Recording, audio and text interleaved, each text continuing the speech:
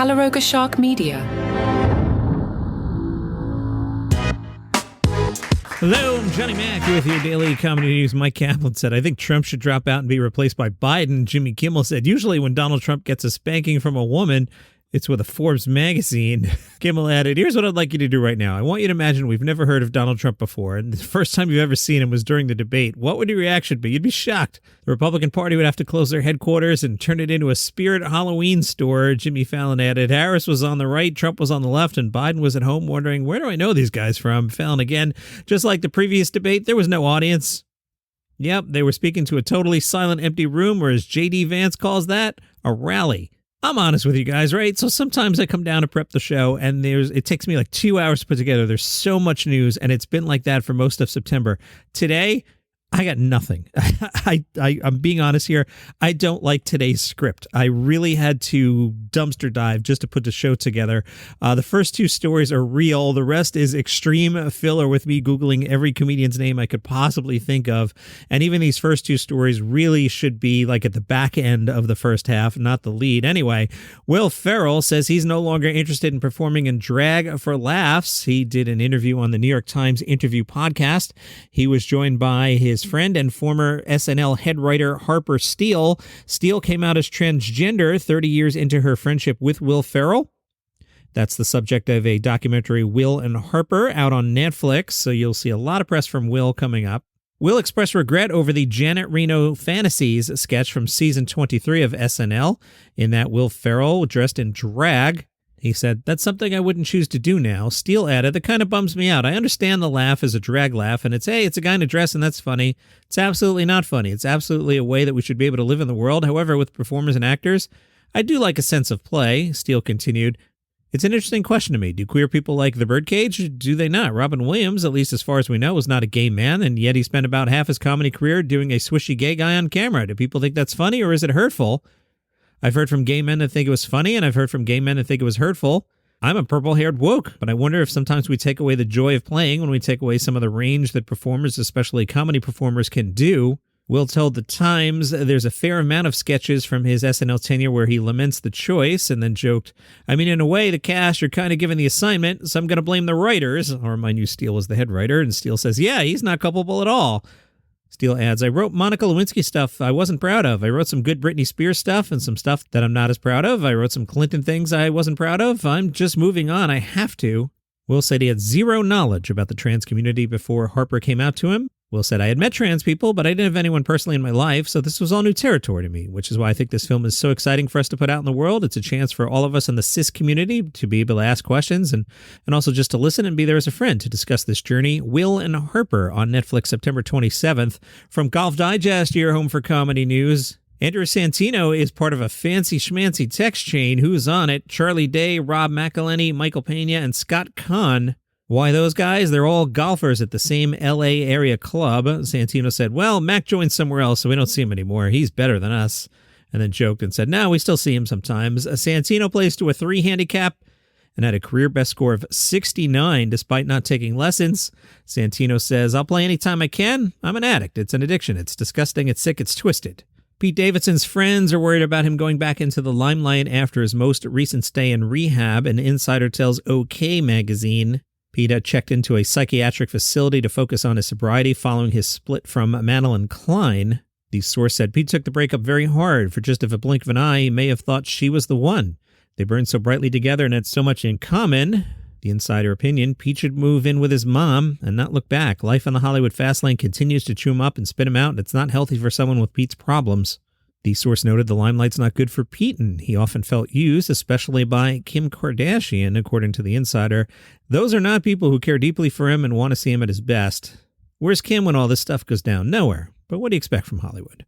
All right, let's start dumpster diving to put together in a complete podcast today. From my San Antonio, Whitney Cummings shared on Instagram that she walked into a Texas Buc-ee's and met fuzzy mascot Buc-ee himself. In a post, she said, look, there he is. I mean, it's definitely like someone that's tight on cash who has to wear this costume, but I'm still starstruck.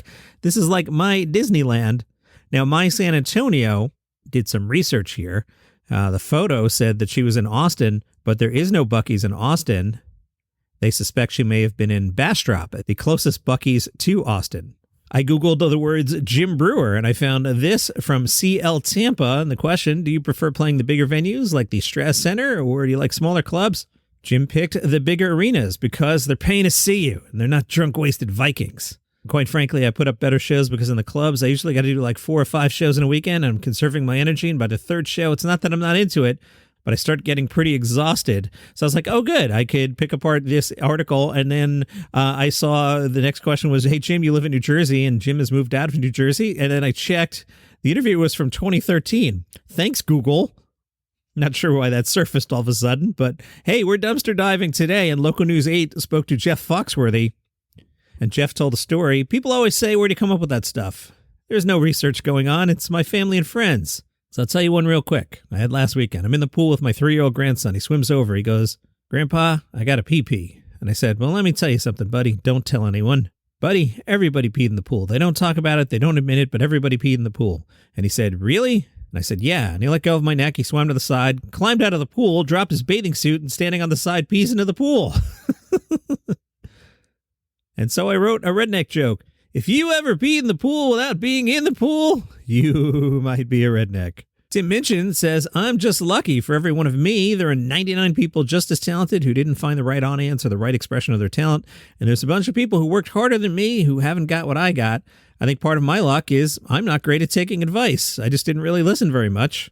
Tim has quit Twitter and said, before I got off Twitter, which I did many years ago, I look back recently and I'm like, what the F did I think I was achieving just by putting my witty opinions into the world? It's just another piece of anxiety. He has a new book. It's called You Don't Have to Dream, Advice for the Incrementally Ambitious. It's a collection of 3 commencement speeches he's made in the past. One of his speeches has 5.3 million views on YouTube, and Tim said he had no idea it was going to be recorded, let alone how well it would do. He says, that's a pretty good argument for not knowing too much. Minchin says, I'm not a person who thinks much about the market. When I make a musical or a show, I'm not thinking, what do they want? I don't get caught up in received wisdom about what audiences will or will not take. I go, what would I be proud of? What would I love if I were the audience? My work isn't very condescending. Sometimes it's wanky, sometimes it's pretentious, and sometimes it might not be very good, but I don't say, oh, little audience, I'll spoon feed you what you want. I care deeply about how people receive my work. I just don't get caught up in the idea that I can second guess that. If I put my heart and soul into something and really care about it and believe in it, then it usually works out all right. At which point someone says, you're talentless, and then I crumble. But it doesn't affect me next time because I just don't know how else to do it. I have no instinct and try to chase someone else's definition. It's just not in my brain. All right, Tim mentions 9 life lessons. One of them is, you don't have to have a dream. Encouraging people to be micro-ambitious. He says it speaks to his worldview. I can only speak to what worked for me. It does relate to my lack of ability to go, I'm going to try and make an Oscar-winning thing. I know what wins, so I'm going to reverse engineer some art based on my knowledge of what usually ends up getting an Oscar. Gross. How do you make good art backwards? It has to come from story and instinct, and I feel the same. You can't make a good life backwards. You can't make a good career backwards.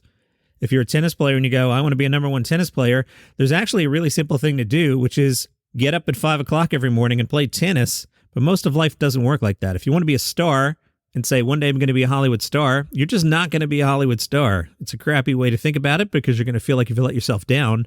You should just think, I really want to be good in my school play, playing the third conquistador or whatever. Like, I'm going to nail third conquistador. I think there's a lot of mythology around the idea that what you should do is set your sights on the top of the mountain and not rest until you get there. But maybe there's mountain passes that you would have missed. You Don't Have to Have a Dream, Advice for the Incrementally Ambitious, a book by Tim Minchin. Veer Das said about the way he speaks, statistically, this is the sexiest accent in the world. At any given moment, more women are having sex with this accent than any other accent in the world. In your face, France. Statistics don't lie. Our accent wins. Before the debate the other night, I put on a Heer Shah's special on Netflix. It just didn't grab me at all. I usually like that type of show. I like British comedy a lot, but just not one thing was registering in my brain. Didn't last long. Remember, they're making that follow-up to The Office that really has nothing to do with The Office. They've added 3 cast members. They are Melvin Gregg, Chelsea Fry, and Ramona Young. They joined Domhnall Gleeson and Sabrina Impacciatori in the ensemble. The world is set in the, quote, same world as The Office, and will also be a mockumentary. The show's description reads, the documentary crew that immortalized Dunder Mifflin's Scranton branch is in search of a new subject when they discover a dying historic Midwestern newspaper and the publisher trying to revive it with volunteer reporters. Creator Greg Daniels says the show's not a reboot. Instead, he compared it to the way The Mandalorian fits into the Star Wars universe. There are no confirmed dates for production or release. Will it be on NBC? Will it be on Peacock? Are we getting 8 episodes, 24 episodes? Nobody knows nothing. And that's your comedy news for today. See you tomorrow.